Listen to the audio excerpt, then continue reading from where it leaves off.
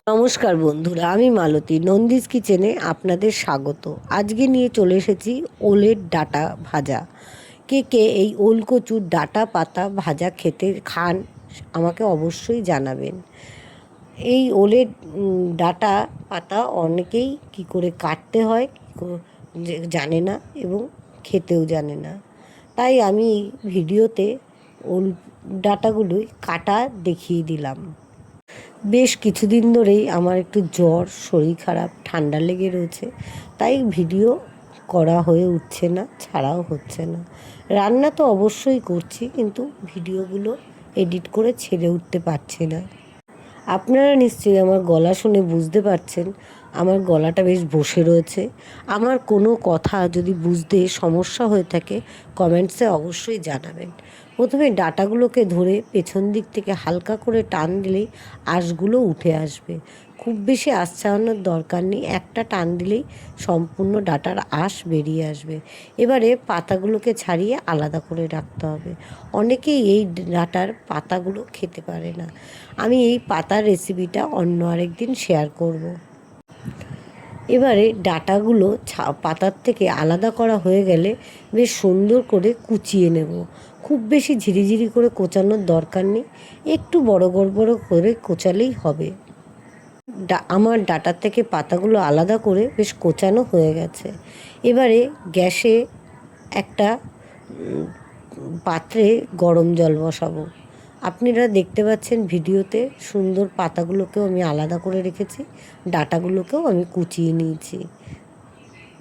এই ওলের ডাঁটা পাতা অনেক রকমভাবেই রান্না করে খাওয়া যায়। আমি আজকে খুব সহজ এবং অল্প সময়ের মধ্যে রান্না করা যায় এমন একটি পদ্ধতি শেয়ার করলাম আপনাদের সাথে। গ্যাসে জল বসিয়ে দিয়েছি, আপনারা দেখতে পেয়েছেন জলটা বেশ ভালো করে ফুটে উঠলে তাতে সামান্য লবণ দিয়ে ওলের ডাঁটাগুলো ছেড়ে দেবো। যেহেতু এটা একটা কচুরি একটা প্রজাতি, তাই এটাকে সামান্য ফুটিয়ে সেদ্ধ করে নিতে হবে। এতে করে রান্না করার সময় এটা কালচে হবে না, নইলে একটু কালচে হবে। ভাপ না দিয়ে নিলেও চলে, ওলের ডাঁটায় তেমন কোনো গলা ধরার রিস্ক থাকে না। আমি একটু ডাঁটাগুলোকে সেদ্ধ করে নিই যাতে রান্নার সময় কালো কালো না লাগে। এবার গ্যাসে কড়াই বসিয়ে কড়াইটা ভালো গরম হয়ে আসলে 2 চামচ মতন সর্ষের তেল কড়াইতে দিয়ে দেবো। তেলটা গরম হয়ে গেলে সামান্য কালো জিরে তেলের মধ্যে ফোড়ন দেবো। আপনারা দেখতে পাচ্ছেন আমি কড়াইতে তেল দিয়ে দিয়েছি। এবার তেলটা গরম হয়ে গেছে। এবার কালো জিরাটা যেন পুড়ে না যায় ফোড়নে দেওয়ার পর, এটা মাথায় রাখতে হবে। সামান্য 1 চিমটি মতন কালো জিরে দিলেই হবে। এবারে আমি যে ওলের ডাঁটাগুলো ভাপিয়ে রেখেছিলাম সেগুলো ওই তেলের মধ্যে ছেড়ে দেবো। স্বাদ মতন লবণ ও হলুদ এবং 4 চামচের 1/2 চামচ সাদা জিরের গুঁড়ো দেবো। আমি জিরের গুঁড়োটা দেখাতে এখানে স্ক্রিপ্ট করে ফেলেছি, আপনারা অবশ্যই দেবেন।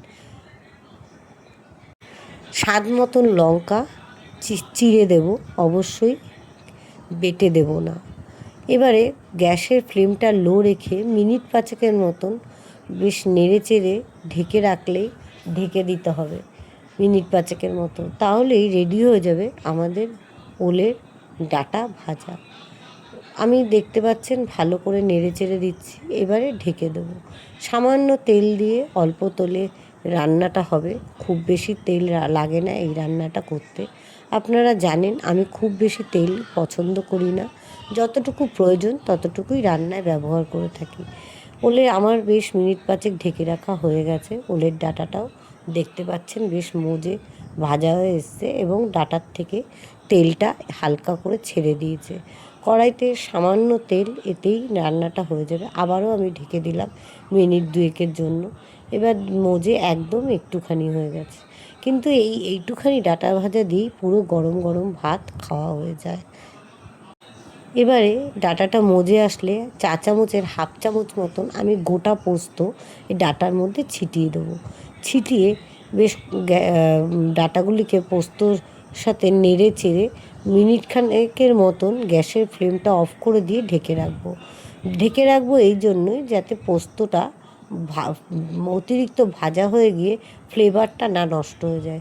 কড়াইতে রাখার কারণ যে গ্যাসের ফ্লেমটা অফ করে দিল। কড়াই গরম থাকায় কুকিং প্রসেসটা তখনও অবধি বন্ধ হয় না, তাই পোস্তটা বেশ সুন্দর করে মিশে যায়, তাতে পোস্তটা পুড়ে যায় না, তার ফ্লেভার এবং স্বাদ কোনোটাই নষ্ট হয় না।